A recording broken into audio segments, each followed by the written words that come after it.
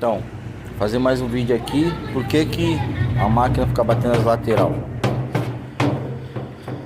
Tem muito técnico que vai falar que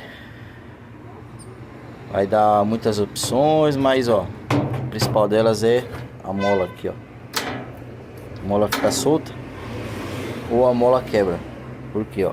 Tá aqui, ela enferruja e acaba quebrando.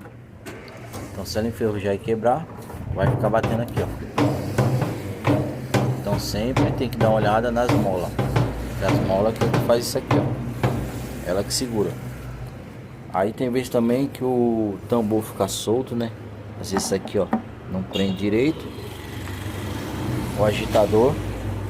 Mas a maioria das vezes é a mola. A mola que fica quebrada, solta. Então trocando a mola já resolve.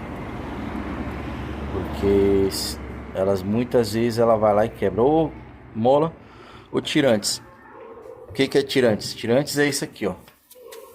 Barbante, ó. Chama de tirantes, borracha, vários nomes. Então, se ela quebra, ela também dá estabilidade para a máquina.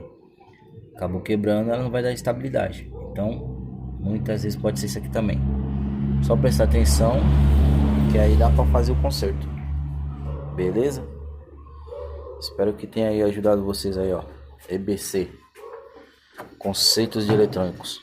Então, curta, compartilha lá no nosso canal pra gente poder fazer mais vídeos.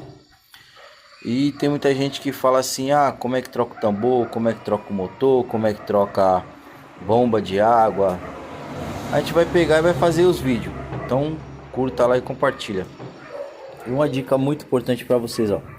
Quando sua máquina estiver vazando água, os pessoal, porque tem que fazer motor, tem que fazer, tá vazando pelo eixo, não sei o que, ó. Essa mangueira aqui, ó, responsável por manter o nível.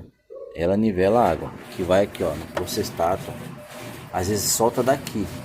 Então, quando ela vai começar a encher demais, ela vai encher demais e não para, porque soltou aqui. Ela vai derramar água, é porque soltou aqui. Então vai derramar água aqui, ó. Tá vendo? Ela solta daqui. Aí começa a sair água e vaza. Então muitas vezes não é o eixo. Porque aí tem que trocar a borracha retentora. Não vai ser porque soltou ali, eles vai pegar e vai falar que foi borracha retentora. Então, se ela estiver vazando água ali, é onde que vai vazar água. Se ela não parar de encher demais, aqui foi onde ela soltou, ou ela pode ter algum furo, ou o processato pode estar ruim. Então